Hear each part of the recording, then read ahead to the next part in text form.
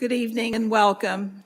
If I could do a housekeeping matter before we start. If you have cell phones, please turn them off or get them so that we don't hear them, because you might bid on an item that you don't want, okay? And with that, if you'd please stand if you choose to and join in the pledge and the prayer.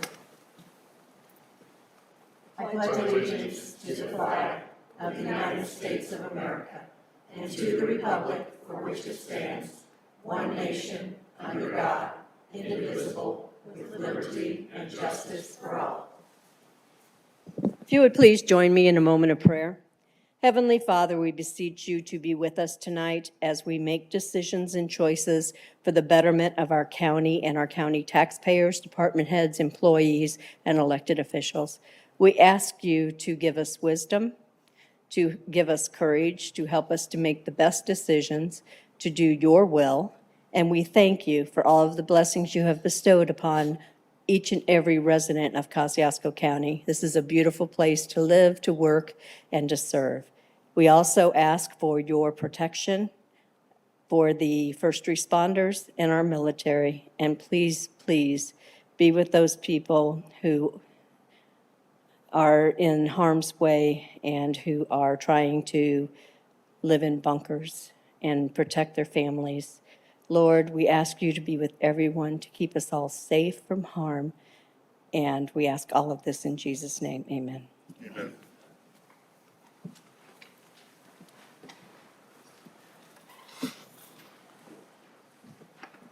Okay, at this time, I'd like to call the meeting to order. And at this point, we need approval of the minutes from February 10th. So moved. Second. We have a motion and a second. All those in favor, raise your right hand. Motion carried, and we do not have to do a voice vote because John is with us tonight. Glad to have you here, John. Moving right along, Katie Clark is here, and she's going to share some information about the Forward Kosciuszko program with us. Katie, welcome. Thank you for coming. Thank you for having me.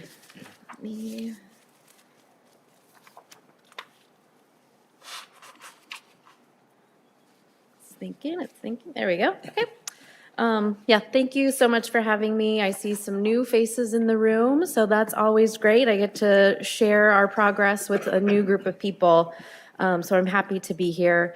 My name is Katie Clark. I'm a community planner with Taylor Siefker Williams Design Group out of Indianapolis, and I've had the pleasure and honor to be the project manager on the Forward Kosciuszko County effort for the last year. So tonight, I really want to kind of provide an overview and an orientation to the work that we've been doing, along with some new information that even if you've attended a meeting in the recent past, we have some new information that we'll be pushing out for public review. So hold tight. You'll learn a little bit tonight, even if you've been a part of the process before. But as I said, we've been working for a little over a year now to really learn as much as we can about the county and all the communities that are here, and really start to share information, share ideas, and really come to some decisions of how the county and the communities want to move forward in the future and the actions and the resources that they need to be able to do that. We've spent a lot of time really focusing on collaboration and engagement throughout kind of the months and all the steps of our process. So everything that I'm sharing here tonight is really built on community input, and it's really coming from kind of the ideas of the people that are living here and working here every day. So we as consultants we kind of pull the information together, but it's really important to consider that kind of the broad ideas really came from the community itself. So we want to provide kind of an orientation to some pieces that have been out for a couple of weeks, and then, as I said, kind of an orientation to the new piece that we'll be releasing shortly. But as we think about the comprehensive plan in itself, we've really thought of it as 3 different tools in one. And it's really intended to be a document and a set of documents that provides guidance. It provides information that you can act upon, and then it provides kind of a listing of partners so that as you move forward, you and any other board or group of people know that you don't have to do this work alone. So we've pulled together some great resources and people and groups that you can rely on as you move forward with some of the actions and implementation steps. And it's important to know, too, kind of what the plan will start to look like at the end of the day. So we'll refer to it as kind of the county comprehensive plan, and that certainly is a piece. There'll be kind of countywide assessments of systems and places. But as a part of it, it's actually multiple plans in one. 8 small local towns will also get their own comprehensive plan. They don't have anything like that currently. And what it's going to be able to do is provide their own kind of unique set of to-do items and their own kind of unique things that they want to be able to do that all like work up towards the county goals. So each plan will be unique to the place, and it's going to be a great resource for them when it comes to applying for grants and looking for different funding. Many of those kind of state and even federal sources really look to see that there's some sort of kind of broad strategic plan in place to make sure that ideas aren't just coming out of nowhere. So hopefully they'll be able to use them kind of well into the future. And then Syracuse, Warsaw, Winona Lake, they're slightly different. They will get kind of a set of information, but they all have current comprehensive plans now. So their recommendations will be kind of efforts they can look at and consider as they do updates to their own plan to bring everybody into alignment and keep everybody working towards the same set of goals. So the plan itself and really all the plan's components are really kind of supported by 5 key themes. And it's really kind of the idea that we want to make sure we're taking the best care of the people that are living and working here. So making sure that they're safe and they're healthy and they have the best chance for prosperity, whatever that looks like for them as individuals. It's really focusing on providing kind of unique places and providing kind of a balance to preservation and growth. It's looking at kind of those systems, so our roadways and our utility systems, and making sure they're planned effectively to support some of this growth and maybe new development in the future. And then it's kind of turning things in a little bit different angle and looking at the great destinations that are here that people locally enjoy, but also people regionally and sometimes even across the country come here to enjoy. So what can we do to really elevate those, enhance those, and preserve them for the future? And then back to that kind of partnership angle, making sure that there is kind of consistent ways that individuals, businesses, groups, in addition to kind of county and local government, can work together, finding those threads that really tie everyone together and help them kind of move forward. So I'll quickly kind of provide some information on those 3 sets of tools, and we'll start with the guidance piece because it's largely what a comprehensive plan is meant to do.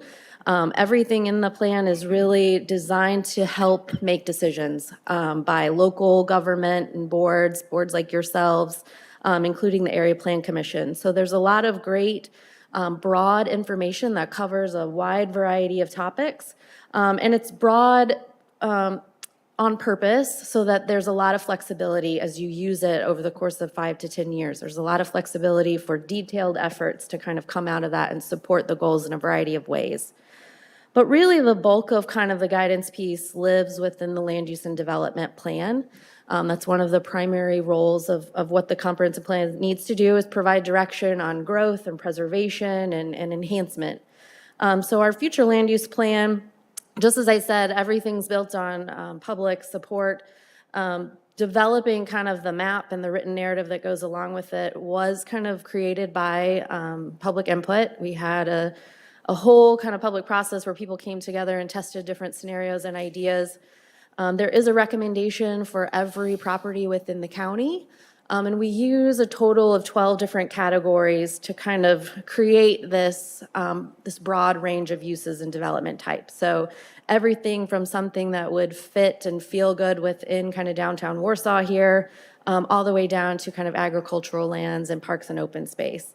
And there's a lot of kind of variations in between there that really kind of create a really unique fabric and a really kind of unique development landscape across the county. I want to kind of highlight a few of the key themes that came out of that public process that you can see within the map and the written narrative. As we look county-wide, so this is kind of taking into account all the areas and lands, really 2 key factors came into play and through all of our meetings and conversations. And probably first and foremost, it's the idea of preservation. And so it's preserving those great natural features, the lakes and the waterways and kind of the sensitive areas around those to make sure that we're protecting them and doing things in a sensitive way when we think about development or improvement. Second, probably only to that, was the preservation of agriculture. In many communities and counties that have agricultural lands, it's often a placeholder for development that would come. And that's certainly not the case here. Agriculture is a very important part of the character and the identity of the county, but it's also a functioning, prosperous industry. So preserving that activity and making sure that it's strengthened and it has the opportunity to grow is very important as a part of our process. The other kind of key theme was the idea of complementing those uses. So we want to preserve things, but we want to then think about growth and development in a way that is very complementary to those and making sure things are balanced and well supported. So we make sure that we're thinking about growth in the right areas, and we're providing opportunities for businesses and industries to expand in the right way. And when we think about the growth piece, it's when we shift our scale of the way the maps and the narratives start to look. So we have kind of that countywide map, but every local community also has a map with kind of a more zoomed in view of what's happening. And in the local communities, we can really kind of dig in and think about growth in terms of where are those sites where new housing can go, new businesses, new industries, where can all of that go, and why is that the best fit? And then we can think about providing the activities or the places where people want to be as a part of that effort too. So we've looked at different historical assets, different downtown footprints. What can we do to really revive and activate those places? So we're not only inviting people to live within these communities, but we're giving them places to go and things to do. And certainly community amenities and facilities and parks and open space are an important part of that as well. So you'll see all of that within the local scaled version of the maps. The second piece that a comprehensive plan has to respond to is in terms of public infrastructure and kind of the way those systems need to respond in terms of the development activity that's found in the future land use plan. So we looked at infrastructure in terms of roadways and utility systems. And really broadly, we have kind of a few key things that we kept in mind. On the road side and streetscapes, we wanted to make sure that the function and role of each roadway was really kind of clearly explained and understood. You have a lot of roadways, but they don't all need to be the same function. So some are very much, their primary purpose is to move cars and trucks as fast as possible, fast and safe as possible. But there's the opportunity that maybe some could integrate more pedestrian functions and have a different character and look. So we kind of delineate that within the plan. We also have accommodated what needs to happen with utility systems to make sure they're maintained and updated, and where we might need to expand infrastructure in those areas of growth. Then probably one of the more exciting pieces that really came out of that public outreach was the desire to see kind of connections and destinations enhanced across the county. So we spent kind of a good portion of time thinking about how trails and pathways could be used to enhance destinations and connect people to them in a better, kind of more effective way. And so really, probably in every conversation we've had, these topics have come up. And that's really kind of the foundation of why we now are proposing the countywide kind of connections plan. So the plan itself really broadly shows opportunities of how local communities can be linked to one another and how they can also be connected to countywide and local destinations. The whole effort, again, supports kind of the preservation of those waterways. You saw kind of the big blue line on the map before, and that's kind of our protection and activation of the river corridor and using that as a way to potentially move people back and forth. And then there's local ways that we can add that enhancement by using signage and branding and really tying everything back, not only to connectivity, but local culture and local history.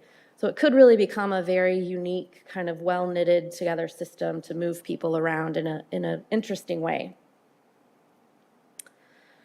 So those guidance pieces have been out for public review for a few weeks. The second kind of piece of our planning toolbox, if you will, is the action piece. So we don't like to just leave you with a set of wishes and dreams. We like to give you a little bit more information on how you can continue to move forward. So the action part of the plan is really geared towards providing very realistic recommendations that local and countywide kind of boards and bodies of government can really start to move forward with after the plan is adopted. So we've really started to think about any kind of action from zoning, policy regulation, all the way down to improving quality of life spaces like parks and recreation and all that connectivity piece. So anything in between there, we've probably thought about and have an idea for. So this is all kind of new, and as I said, will be released shortly. Right now, we've been kind of working to quantify a whole variety of projects that kind of tie all of our recommendations together. Earlier today, I checked, we're up to just over 500 projects and initiatives across the county. We've organized them by local community, so every town, every area has their own unique list that's special just to them based on their kind of aspirations and goals. But we kind of have made sure that we've covered all of those pieces. So anything that needs maintenance, any system that maybe just needs an upgrade to make sure it's as modern and as efficient as it can. And then there's a whole series of improvements and enhancements. The listings that we'll show, we've really thought about recommended or, kind of appropriate timelines and 5-year increments to give a sense of when all of these things might be necessary, or when you might be able to kind of see them start. And we've provided general kind of cost expectations. I can't promise that the cost will be what it takes. That's hard to do these days, but the intent is to provide kind of a ballpark. So when you're ready to start something or you're thinking it's a priority, you have a general place to start. And we've provided kind of financial resources to kind of go towards that partnership angle to make sure you know what funding sources may be available and which partners you might be able to kind of call to team up with. But I want to kind of quickly go through the types of projects that we're seeing across kind of the county. So there's a whole set of administrative actions that really start to cover things from the zoning and regulatory side, looking at kind of existing ordinances and what might need to change or be strengthened to match what the comprehensive plan says. The comprehensive plan is not a regulatory tool in that way, so anything that you would want more kind of strength or teeth in would need to be included in a zoning update. But we've also included some additional planning and feasibility efforts, some different mapping exercises with community partners. And then we have kind of ongoing support line items for different efforts, including expanding childcare, looking at different economic development incentives and things like that, finding ways that the county and their local partners can participate in those conversations was incredibly important through the process. We have a series of community programs within each of the local areas, anything from a small book borrowing program that may one day evolve into a library. Many communities wanted to see that, as well as different cultural program opportunities and expansion and kind of more development within community centers. People wanted kind of a hub within their community, so we found ways to improve upon that. As well as we found kind of opportunities to introduce recommendations for parks, shelters, playgrounds, and in some cases, even identifying new park spaces that could be kind of acquired and developed in some of the towns. Then on the development side, we want to make sure all these great community programs have kind of homes within the community. So we've looked within kind of the local areas and made improvements on what programs or opportunities exist to improve different structures or begin assessing what a structure might need to be able to be a different use in the future. And thinking about how different maybe seasonal activities or temporary activities could be used and placed in buildings to really activate some of those main streets and some of those areas where there are vacancies. And then certainly we have a number of projects on the infrastructure side. So we've separated out different utility efforts from water and wastewater improvements to studies that maybe need to inform what towns and even the county in some extent, what they need to start considering for the future. And then in terms of transportation, I think you're one of the top counties in terms of lengths of roads across the county. So there are many roadway improvements that we've been able to catalog thanks to data that exists on the condition of roadways now. So we're putting all that in so you can kind of see what that effort may look like, as well as thinking locally at streetscape efforts to enhance the character and pedestrian sidewalk improvements that could be used to really kind of strengthen that connectivity within the local towns. But I didn't want to leave you with 500 things you could do, right? That's not as useful. It's certainly going to be a great tool and a great kind of catalog of what maybe needs to be done, but we wanted to make sure you left this process knowing that what you could start on now, the day after the plan is adopted. So we took a closer look at that longer list and really worked to develop a short-term priority action plan. So the very short list of efforts are intended to be things that can be done to kind of implement against some of the goals of the plan, but also inform maybe some other strategic efforts that need to take place. And we also chose projects that were within kind of the roles and responsibilities of either a county board or a county staff. So we wanted to make sure they were very deliberate and they were something that could be kind of easily funded through just an annual budgeting process, so nothing too kind of crazy. Or it could be something that within somebody's ongoing roles and responsibilities, they could easily kind of accommodate this extra task without kind of disruption from their normal kind of process. So we've really boiled it down to 5 key actions that could take place within the short term, which to us is about a 5-year timeline. And they really kind of focus back, if you remember kind of the broad goal topics, they really kind of match up well against those. So the first one is related to capacity. So as we moved through the process, there were steering committee members from all of our smaller towns. And one thing we continually heard from all of them is, one, the wealth of ideas that they have that they want to do within their communities, but also the real struggle of their full-time job is to run the town and to keep it on track, and they just can't add one more thing because it's just too much.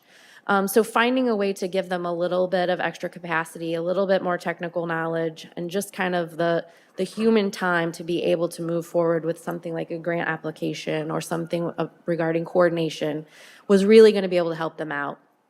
So our action item is really to kind of take advantage of the HELP program that is currently being implemented. You're one of 3 communities that's in the first round.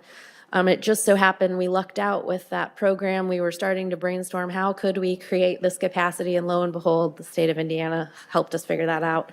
So the hope is that you can continue through that process and that it goes very smoothly and is done very well, which I'm sure it will be, but then to think about how that can be sustained after the HELP program is over. Really learning from that process and what it does and kind of the best way to use that community coordinator and finding a way to kind of keep them engaged after that program is over to continue the assistance. Our next one is related to enforcement. So as we talked about preservation of these great areas and thinking about kind of the development standards, we heard a lot about things that maybe need to be slightly adjusted to accommodate the market these days, the type of development that could be here, especially in terms of residential development. Some developers maybe want a little bit smaller product on a smaller footprint, and some of that's difficult based on the way the standards are. So we have kind of a short list of things that could be included as a part of that kind of those zoning standards review, and then to think about ways to expand the enforcement of what those new standards could be. That's all included in that kind of effort.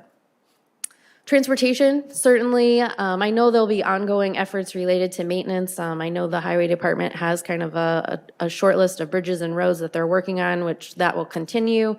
Our transportation effort is really focused on US 30 and being a participant and an advocate throughout that process. I know that the county and the city of Warsaw and kind of the Etna Green and Pearson, all the areas that will be impacted have participated in efforts in kind of the lead up to NDOT's kind of process, and that's excellent. We're really kind of focusing on continuing that and making sure that you're at the table for all those discussions and making sure that it's made very clear to NDOT what you would like to see, what your concerns are, and really what you want out of the effort. And kind of the last piece of that is US 30 is addressed in the plan, but since it's such kind of an open-ended effort, we couldn't make a firm kind of, this is how it's going to be. So after that process, we would recommend kind of a quick update to the comprehensive plan to make sure the design recommendations are accounted for appropriately and review kind of what the development impacts of that are. Connectivity, as I said, is a huge kind of focus on the public side. We have information on efforts that can be done to move those ideas forward, starting with the creation of a Parks Board as a part of our recommendation set. Currently, at the county level, you do not have one. Forming one would give you access to the ability to apply for funds specifically for the development of parks and trails. So even that simple kind of creation in its most kind of bare bones way would give you kind of an opportunity to be able to move forward with that. We also have information on efforts that could study kind of specific parks needs and specific kind of trail feasibility and routing to be able to inform kind of future investment opportunities. Which brings me to my last one. Our lengthy list of efforts, and we have kind of those rough cost ideas. What we were not able to do as a part of this effort is really kind of narrow in at a county level or even a local level, what could be feasible in terms of a 5-year amount that could be used to fund projects. That would be really the next logical step to figure out kind of what's a comfortable amount that could be thought of and carried forward, and then work through that list of and prioritize based on the amount you have available.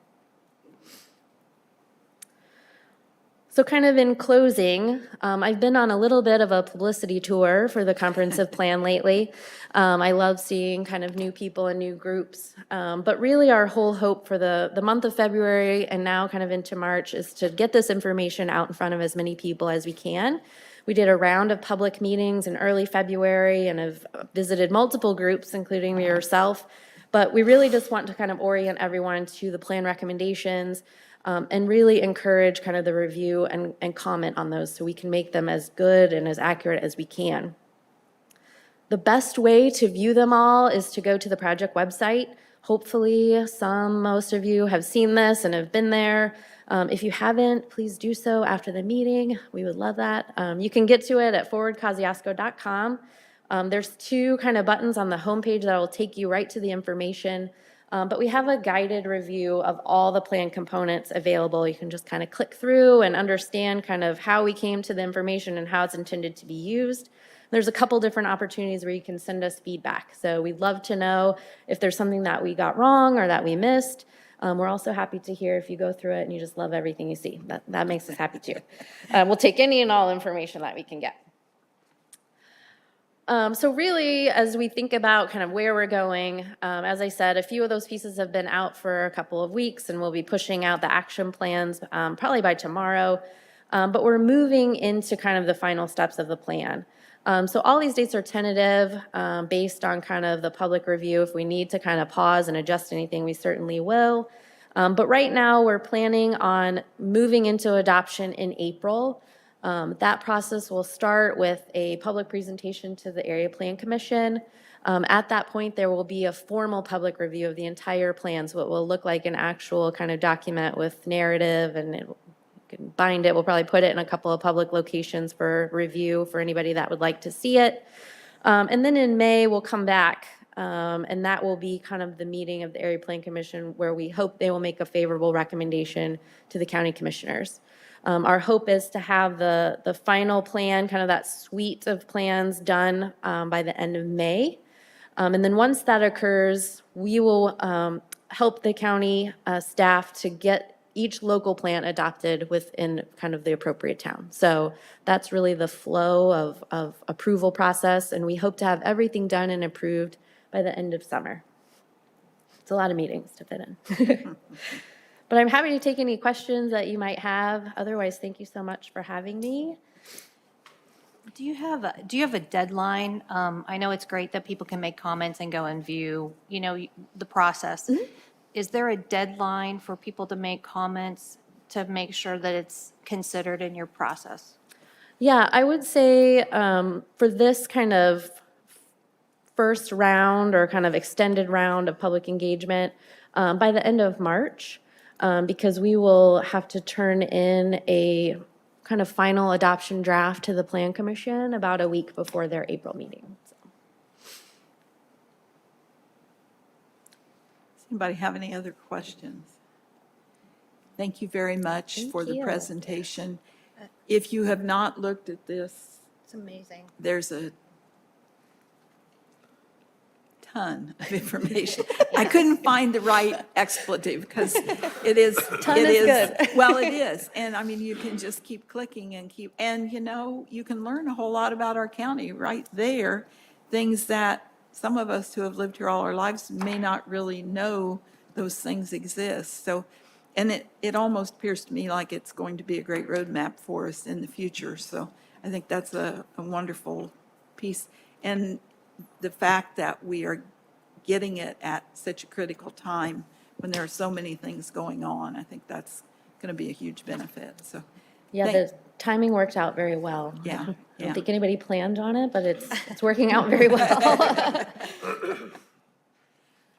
Okay. Thank you. Thank you very much. Thank you, Katie. Appreciate Katie. your presentation.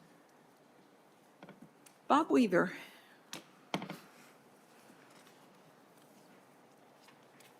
Good evening. Good evening. Good evening.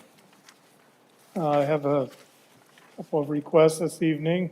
The first is a request for an appropriation from it's a grant I wrote 2021. It wasn't really a grant, it was a request for monies. $100,000 was available. It had to be used for COVID testing. That was the only use. We used half of that in 2021. And I'd like to use the second half, which has been invoiced for, and we have it. But I'd like to have that appropriated for the new year, so I can use that. And this will be money that you would be paying to Bowen Center. Yes, this is Bowen Center. And when would we think that would stop, that we would not be testing anymore? We've been talking about that. In fact, this coming Monday, their hours are going to be drastically cut down. Okay. And I'm thinking by even possibly May 1st, we might be getting close to being done with this. Okay, well, that's a great thing because we are in the blue. We have finally achieved blue status again, I believe. So, yeah, that's a positive. I'd make a motion to approve. Second. We have a motion and a second. All those in favor, raise your right hand. Motion carries. That's one. Number two is I'd like an additional appropriation from the county general fund, which is the health department fund. And the purpose of that would be to pay the county's share of operating the Bowen Center to finish up with it. You know, for the whole spring 2022. Bob, do you think that the 93,801 is going to be enough to finish that up for the spring? Yes. Okay. And it is money from our administration fee for vaccines. We were able to get from the CDC a fund, money for every vaccine we gave. And it varied throughout the year. It started at $13 and actually went all the way up to $37. So every vaccine we got refunded. And we've got one of those checks already, and that's what we're going to use here for the payment for the Bowen Center. So are you saying that you received between $13 and $37 per vaccine that you gave? Yes, not person, per vaccine. Okay. I know it sounds like an incredible sum of money when you think of all the health Number. departments in the country. That it is an incredible sum of money. So did it continue to increase?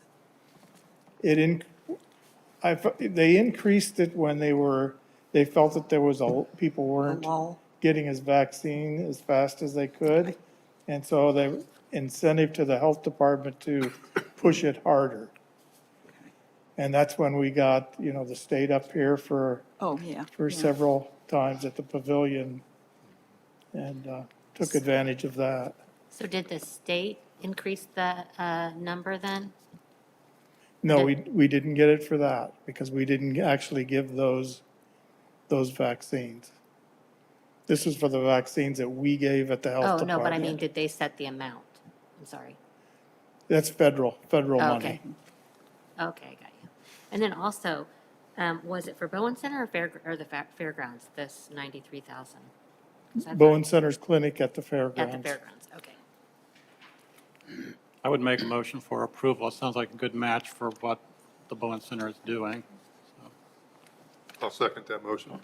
We have a motion and a second. Anybody have any other questions? All those in favor, raise your right hand. Anyone opposed? Thank you. Thank you. Are we at a point, Bob, where you think now we can say we might be done? Blue is a good thing, right?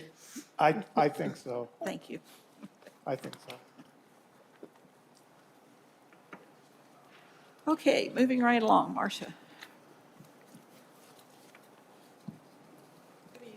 Good evening. Marcia? First on the list is two additional appropriations. One is for office disinfection and one is the COVID testing site. $11,582 for office disinfection and $8,001 for the testing site. That is for the leasing that's paid for the building. If that's not used, then obviously that just will stay in the cash balance in that fund.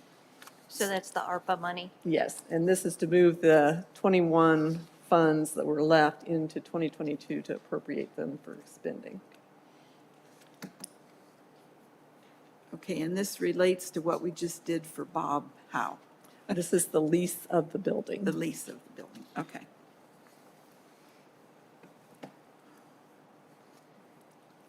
I'd make a motion to approve. Second. We have a motion and a second. Any questions? All those in favor, raise your right hand. Marcia, how long is our lease there? We're through March at this point in time. So we may need more money if we go through May. Well, if Bob is, his estimation of completion might be correct, then maybe not. Okay, Because this would get us through several more months. great. So the $8,000 will get us through several more months? Yes. So what is the fee per month? $2,222 and some odd cents. Thank you.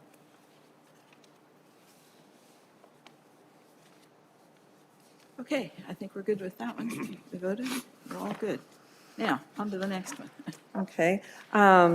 In CCD, they are combining, this is part of cleaning up our line items and making sure we're spending dollars out of the right line item in our budget. So copy machines has always been paid out of copy machines, and office equipment has always been furniture, but since it's all office equipment, the auditor's office was asked that we combine those two line items. So we'd like to transfer the $70,000 from copy machines into office equipment. So move for approval. Okay, Second. We have a motion and a second. Any questions? All those in favor, raise your right hand. Motion carried. Thank you very much. Thank you.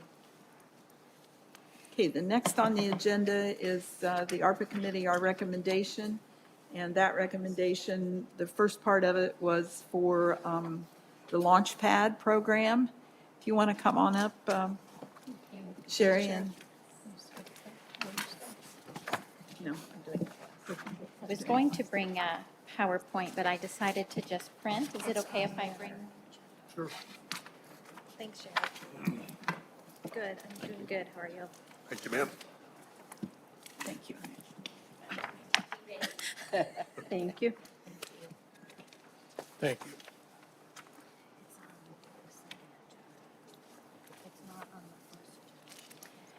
Thank you for inviting me to be here today. I'm Sherry Searles. I'm the Director of Launchpad, which is Kosciuszko County's Child Care and Early Learning Coalition. I'm housed at the Chamber of Commerce, and we began our work in 2018, so we're entering our fourth year of work to help build high-quality, affordable child care for parents in our county. I don't know if you know, recently, the Chamber of Commerce did become a 501c3, so we are now a foundation, which helps in our grant writing and in fund development. Just to start out with, I'm not sure how much you are aware of some of the issues and the constraints that come with our shortage of childcare, but this information that you see on the first page comes from Early Learning Indiana, which is the governor's task force on early learning, and it spells out there some of the direct costs to employers, $1.8 billion per year, $1.1 billion lost in economic activity, and $118 million lost in tax revenue, and all of that is because of turnover and missed work due to childcare and the lack of childcare. Kosciuszko County is a childcare desert, which means we only have one childcare seat for every 3 children that need care. And if you look at the next page, that will kind of bring you back to what we're looking at locally.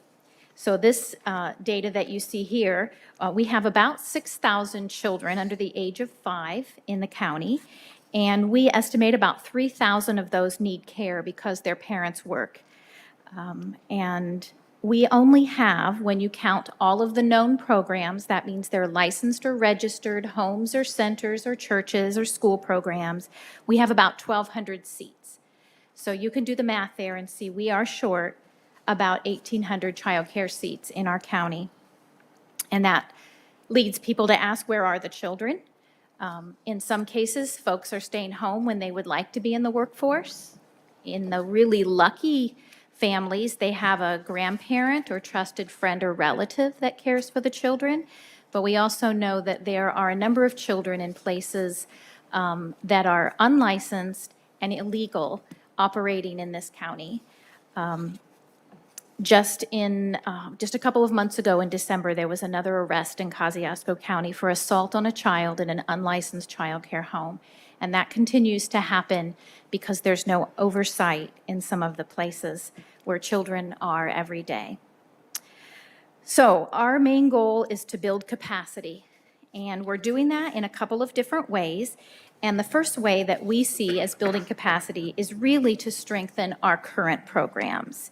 Before LaunchPad came into being, we had 7 programs close in 5 years. It is very difficult to make a childcare program sustainable, and that's sometimes difficult for people to understand when it's so expensive for parents, but it's also so expensive to operate.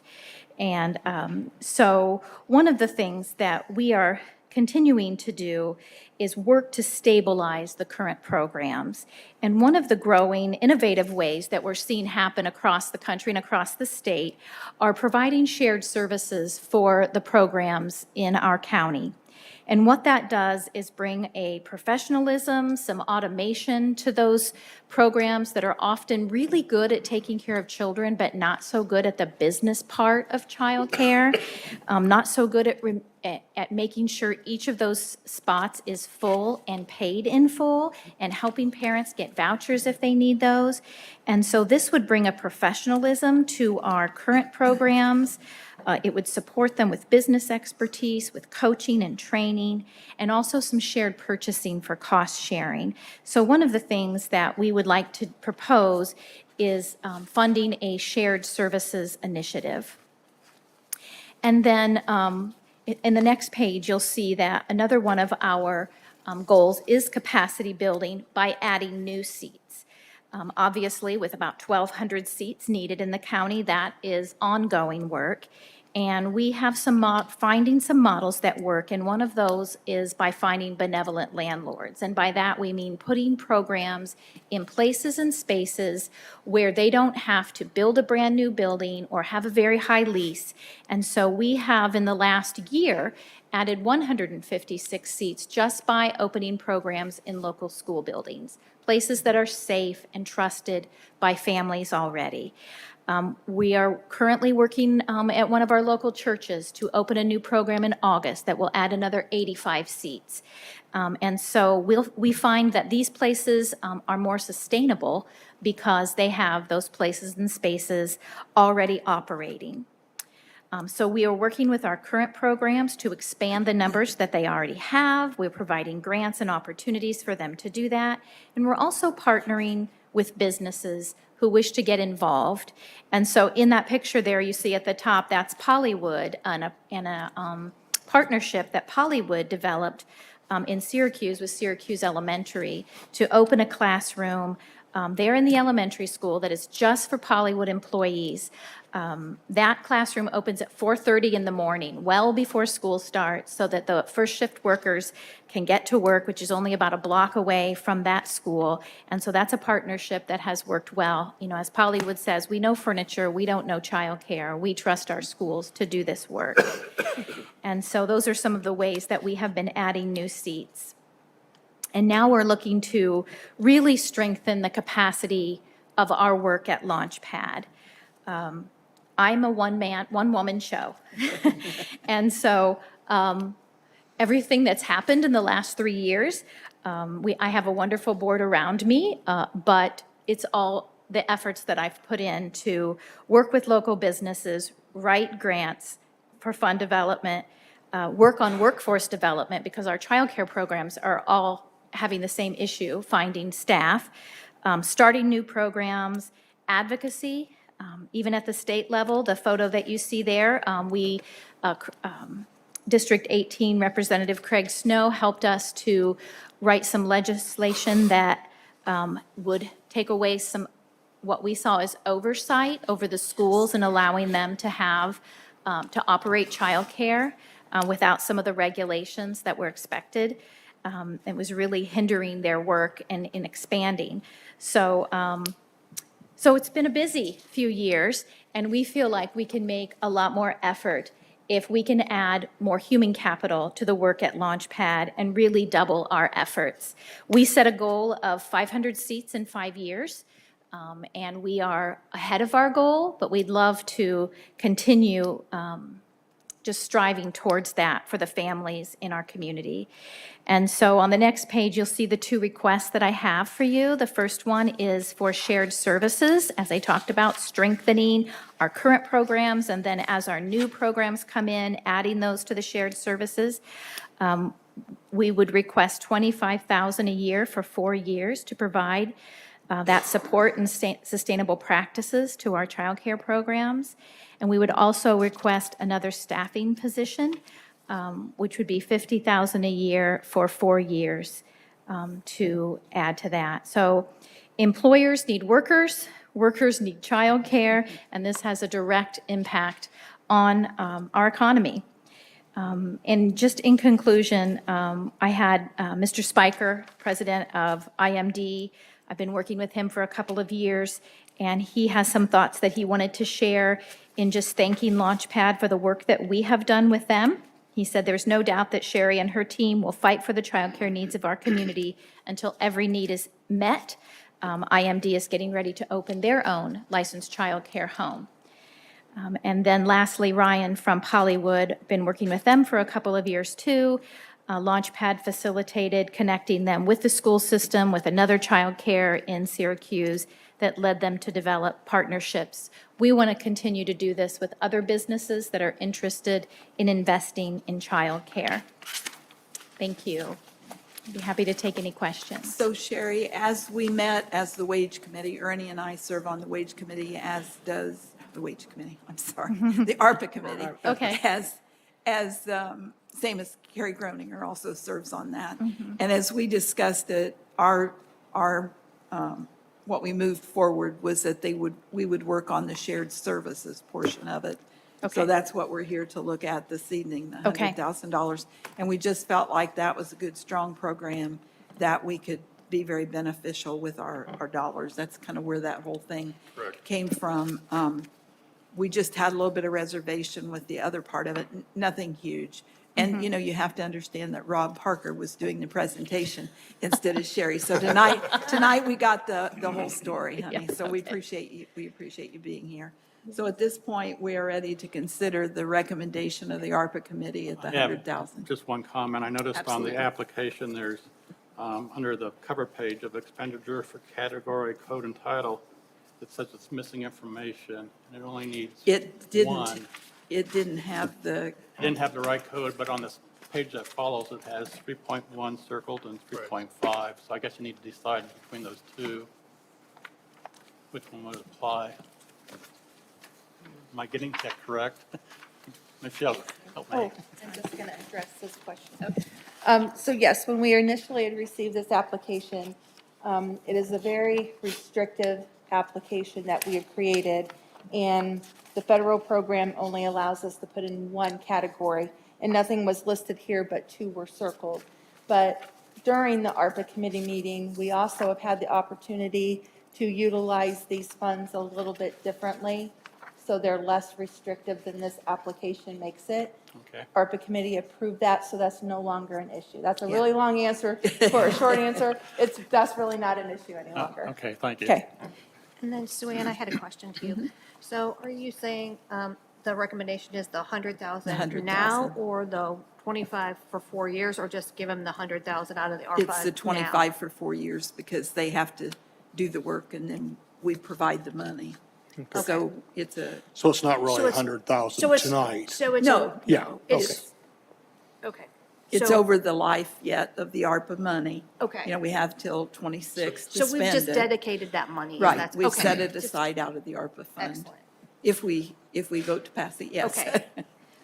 I guess I would have a question as far as the private child care providers within the county. How would this affect them? By private, do you mean the for-profit? Yes, Yes, they would be invited to be a part of the shared services as well. okay, Is that what you're asking? yes. Yes. Yeah.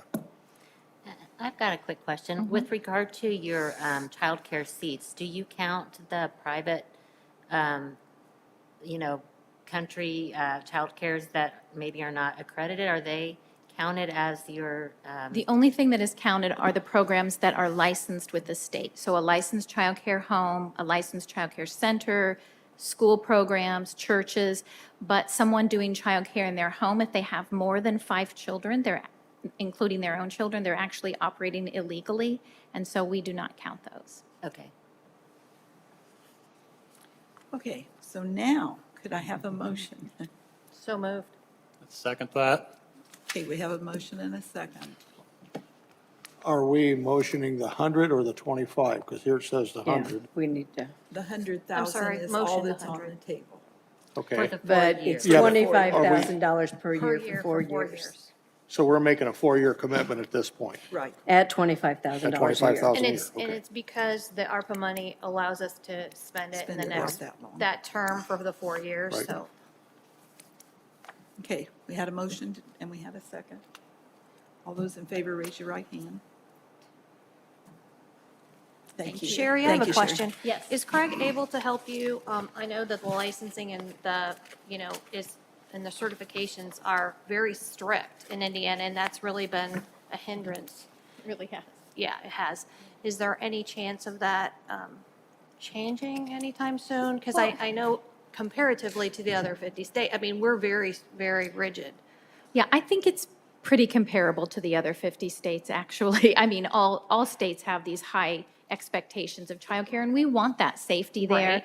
But as we come across some that just really don't make sense, like the Right. House bill that we just wrote made Right.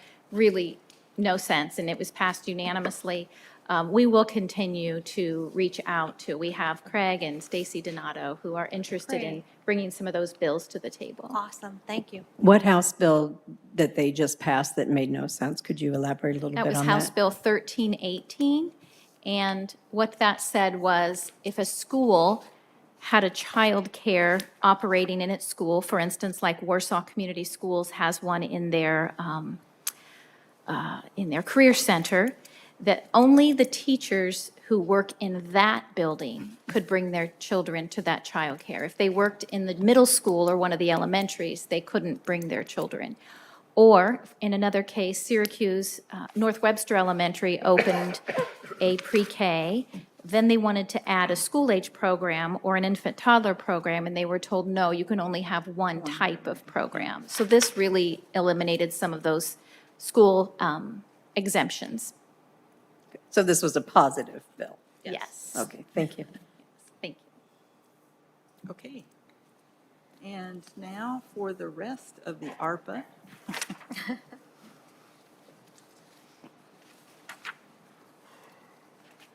So more ARPA committee recommendations. The first one is for the Justice Building, a fire alarm system. This is to replace the entire system in that building as it gets more obsolete as time passes. Some of the parts are obsolete, and we're no longer able to get those parts. So we did get a budget amount, so we could at least move forward with the application, but we have bid RFP process in place right now, and we had to extend that deadline to April 1st, so we're still waiting on bids to come in.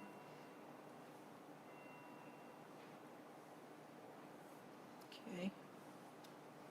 Does anybody have any questions on I'll that? make a motion to approve.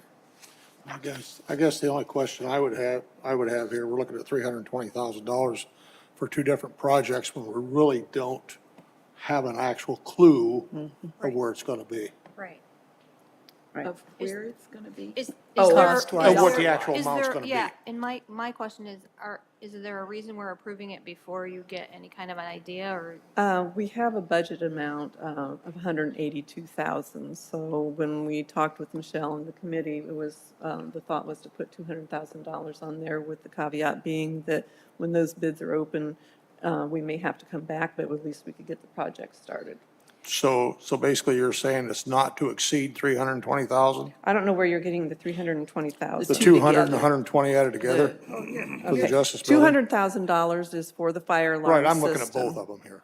Okay. And when I start seeing even amounts in a request, bells start going off in my head that Okay. says, do we really know what this thing is gonna cost? No. Do we know what the impact's gonna The be? budgeted amount was 182,000. Right. That's as much as I can tell you. Okay, when you say budgeted, We went out to a company to get what we call a Estimate. budgeted estimate. okay, so For an this. estimate, okay. And is Yes, that for the thank you. fire? That's The just for fire the fire protection? alarm Okay. system in the whole Justice Building.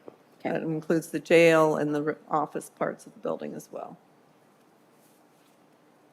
Okay, we had a motion. I don't think we got to the second. I'll second that. Okay, we have a motion and a second. All those in favor, raise your right hand. Anyone opposed? Okay, the other part of that story is that whatever the bill is all that can be spent on it. So this money is different than anything else.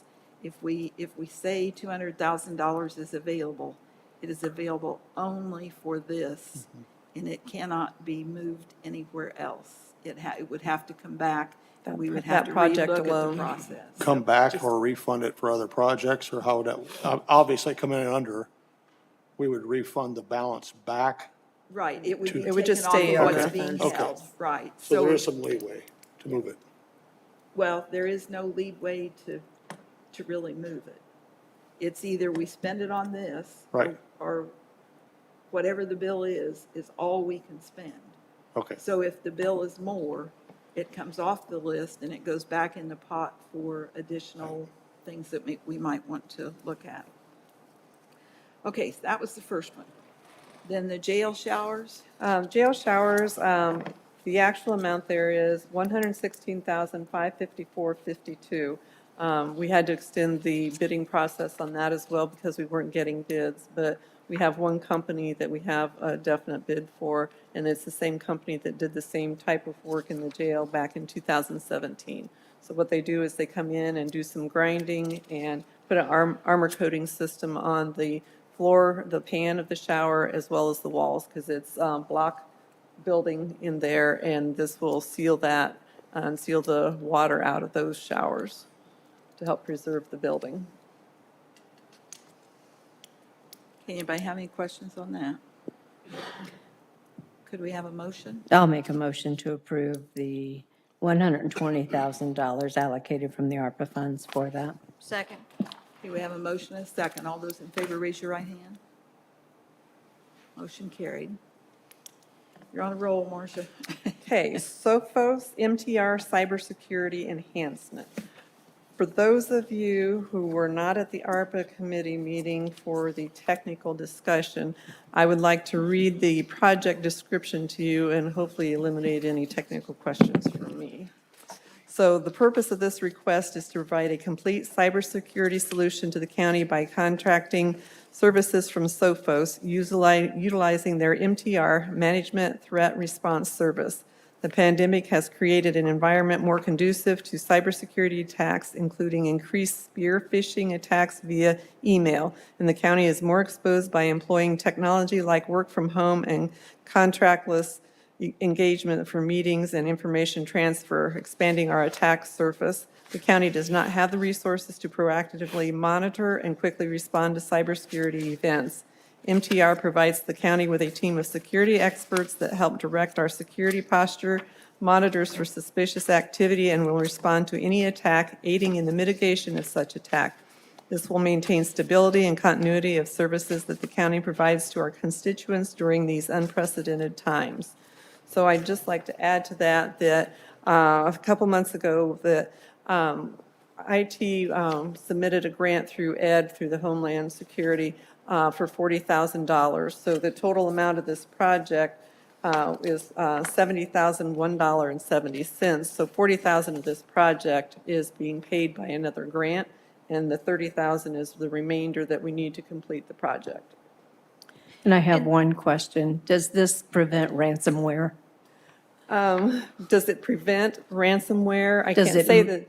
Monitor or? Monitors everything in our system, and we actually have human bodies that will be monitoring.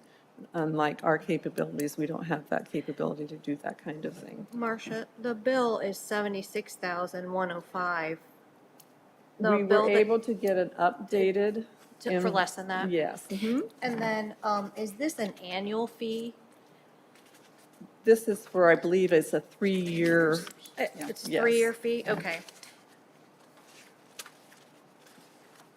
But we're using, you said something about the grant from Ed, but then we have it under ARPA, so.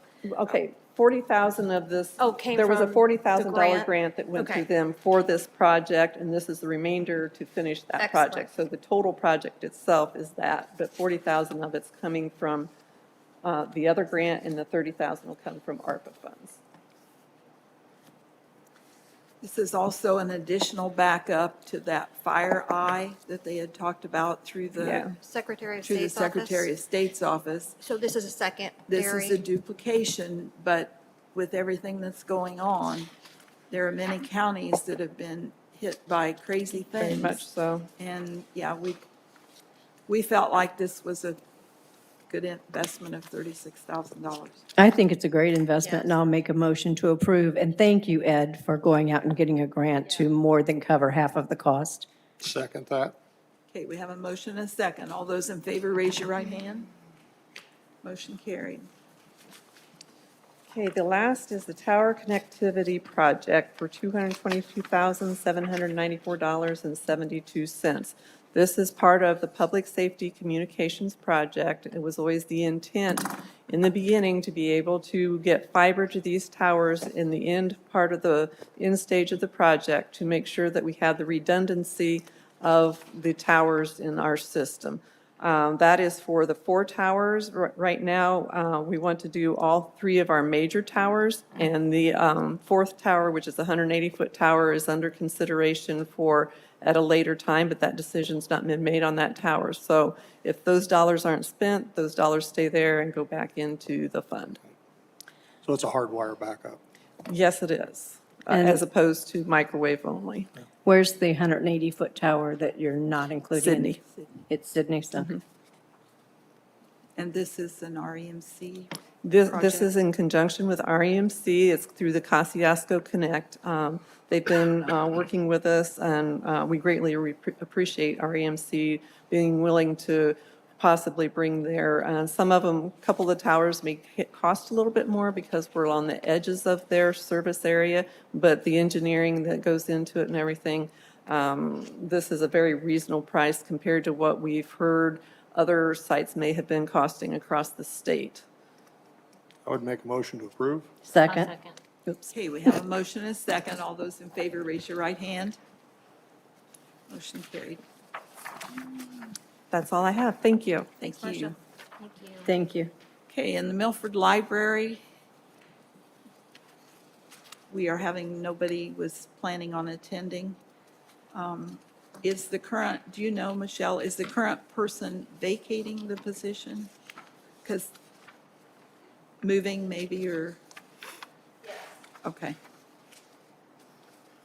Oh, yeah, she says it in the second page, she's vacating. Miss Tina Irvin is vacating. Make a motion to approve, Second. but with a comment that it would always be nice if those people would appear at the meeting. Yes. Okay, we have a motion and a second. All those in favor, raise your right hand. Motion carried. Okay, the next thing on the agenda is the encumbering. Our favorite person.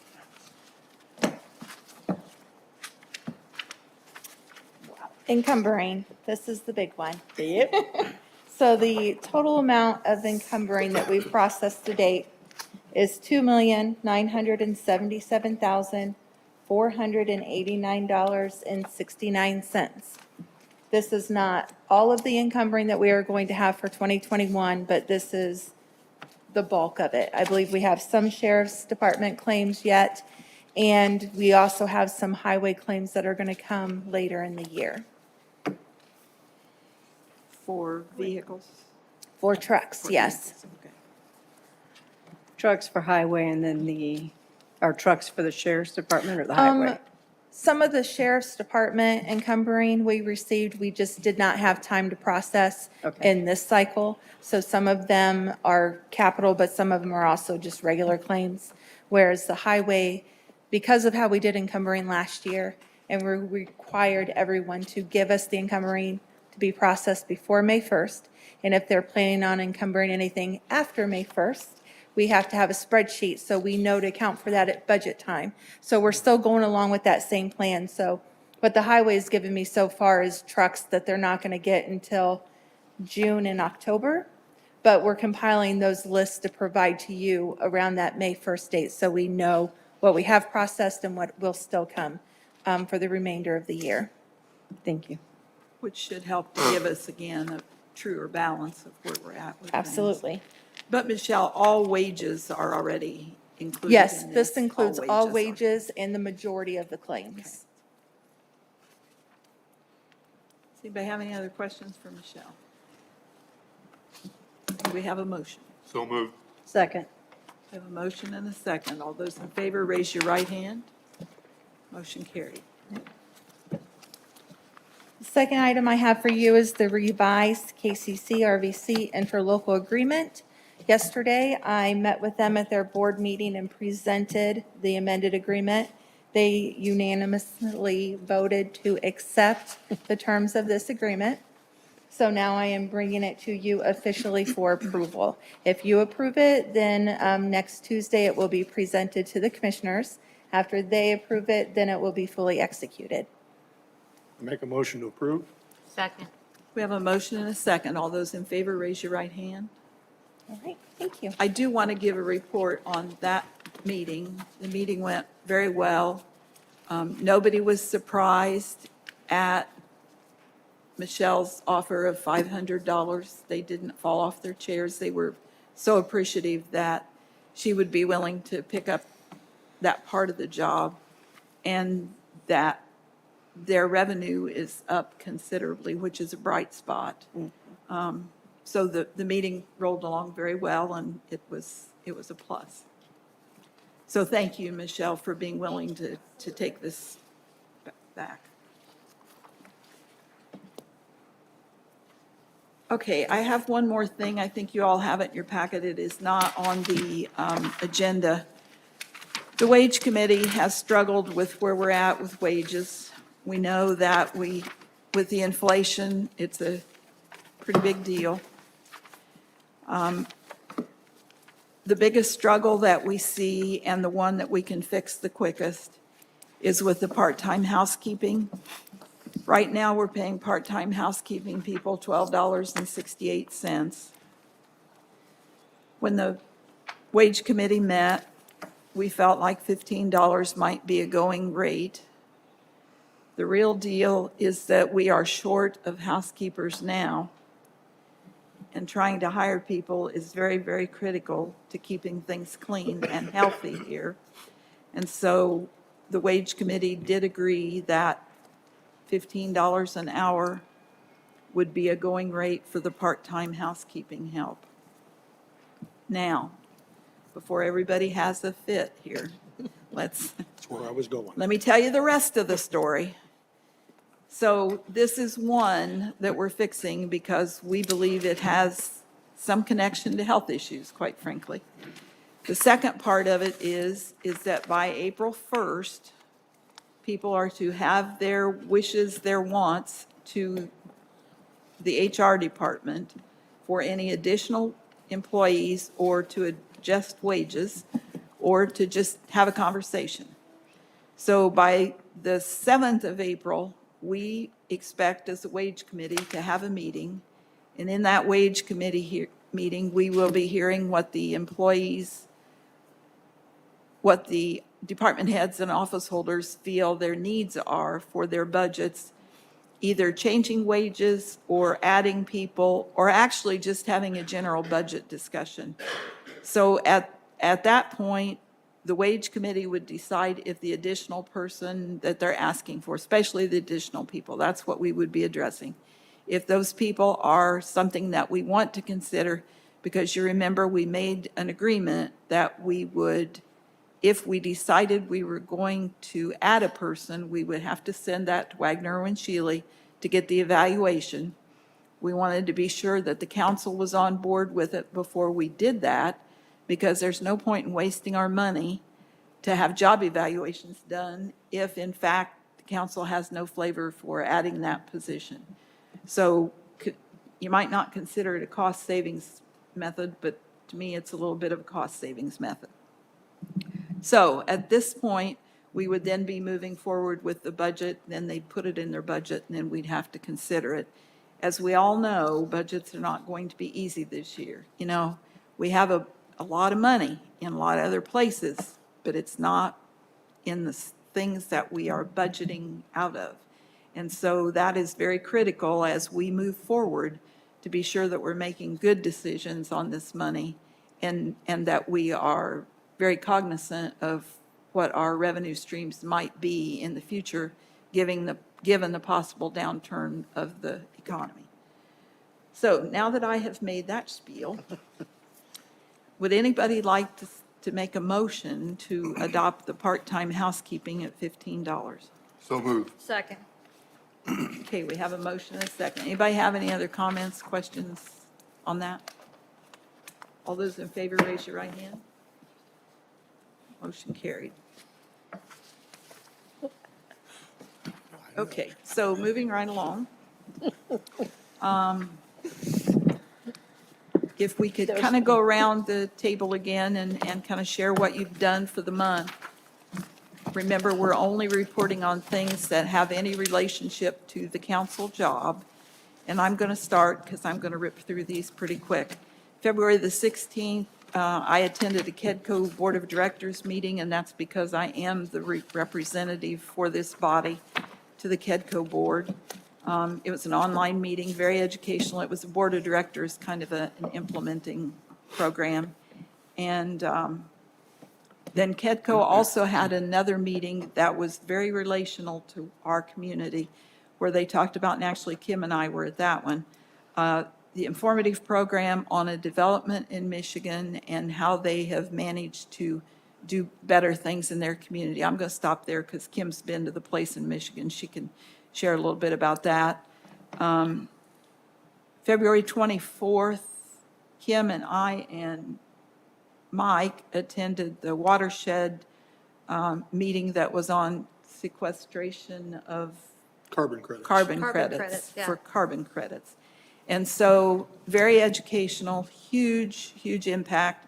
There were bills that were considered at the state legislature as well as it. Mike was able to fill in a lot of the blanks, and very, very important. If you have questions on that, talk to Mike, because Mike can tell you all about that, because he lives that on a daily basis. The ARPA meeting, we looked at many different things. We looked at sewer districts, we looked at various county department requests, we looked at input from ICE Miller on what our criteria could be, since that revenue claiming process had been, the lost revenue claiming process had been changed. And So we are moving forward. We have lots of money yet that we're going to have to try and figure out how to spend, but we don't have the second half of it yet. So we all made the agreement that we were not going to spend anything beyond what we already had in our buckets. Guess attended the CVB meeting. The Indiana County Council Association meetings, those ledge meetings, we've been meeting every Wednesday. We have had 18 to 25 people on each call. They've been Zoom meetings. It's made a difference in our legislative presence down there because we may not have been there physically, but we had a lot of people in a lot of places who are willing to pick up the phone or send an email to, or send a text message to their legislators, which I think has helped where we wound up with that process.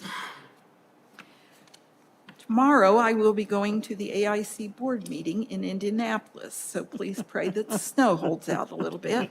And the Northeast District meetings, just as a reminder, March 30th is that date, and it'll be in Whitley County, and there's a budget meeting that's scheduled before that. So how about we start with Kim and Okay. Well, as Sue Ann mentioned, the KEDCO placemaking meeting was very insightful. And we were really blessed several years ago with Alan. He created a team that did studies on different communities he felt like were similar to ours, where they had large or well-known, huge corporations, should I say. So one of them was, we were talking about the Whirlpool plant, which was the Benton Harbor plant, and the gentleman that was the economic development director from there came and discussed how he partnered with some of those corporations, which is what, KEDCO, we've been working to do with the corporations here. And so that was really interesting. Watershed, we had a placemaking, which really doesn't count, but it's through KEDCO. The Syracuse Chamber also has a placemaking committee, and I serve on that for KEDCO. KEDCO Finance Committee, one of their challenges is they're trying to make sure that we can make the presentation to the groups more understandable, because there are so many different units, and they're all different companies, and they're all different organizations, but yet they're working with KEDCO in many different opportunities. I attend the Forward Kosciuszko meetings, and those are very informative, and especially to go onto that website, it was great. I serve on the WCD board, which is the Warsaw Development, the Main Street board, and they're just now planning the events for this summer and this year for First Fridays, and they're excited. They have some ideas about concerts and some really neat things to do, bring to the downtown. I attended the AIC meeting, the legislative meetings, which are weekly with Kathy and Sue Ann, and those are very informative. At least once a week, we talk about the legislation that's going. And then I think that's it. John, you having been the absent person, I would guess you maybe don't have anything, but if you do, share what you know. I do. While I was in Florida, I'm a member of the Bowen Center board. Used to be a council appointment up to a few years ago, and then the statute was changed to where it's a commissioner's appointment. But anyway, I'm going to go ahead and give a report anyhow. So the virtual meeting was February 16th, and at that meeting, they had a presentation of the board's self-evaluation results. Back in January, they gave all the board members a questionnaire to fill out of an evaluation, and they tallied those results. And what they had some discussion on, and they had a lot of discussion on how to make the board more diverse. And the members were given a pass out showing the racial, ethnic makeup of each core county, the 5 core counties. Anyway, there was so much discussion, they kind of tabled it to discuss it further and more in detail at their April meeting. They also had a sliding fee discount scale and policy review for their CMHC, which is your community health, mental health centers, and then your FQHC, your full quality health centers, your clinic, which is out by KCH. And anyway, they had that schedule, and it was adopted for both the Bowen Center and the FQHC. They were to have a open house for the new FQHC, which is in Huntington County, and that was scheduled for March, earlier in March, but they had to delay that, and I'm not sure exactly when that's rescheduled for. And the FQHC had submitted for recertification back, I believe it was December of 2021, and they did get approval for the recertification. Good, good. John, I was not intending that you not report, because think about it, I mean, we give the Bowen Center a pretty fair amount of money, and obviously, we're all interested in what they're doing. So that was not aimed at you at all. Well, I just participated in the ARPA committee, and we've pretty much gone through what we discussed tonight. I would mention that we get a lot of requests for that money, but we're trying to leverage it for long-term investment for the county. Thank you for that. Yes. All right, let's see. I went to the Forward Kosciuszko virtual presentation, RDC 101, Redevelopment 101. That was a really great program that KEDCO brought to the area. Wage committee meeting. I attended my first, and I don't know if it'll be my only, KCC RVC, I finally learned how to say it, meeting, and that was just this week. It was eye-opening. And then today we had our redevelopment commission meeting, and I invited Katie to do the Forward Kosciuszko County presentation. She did a very nice job. And Michelle swore in our final member who had not been sworn in. He was vacationing prior to. And that's about it.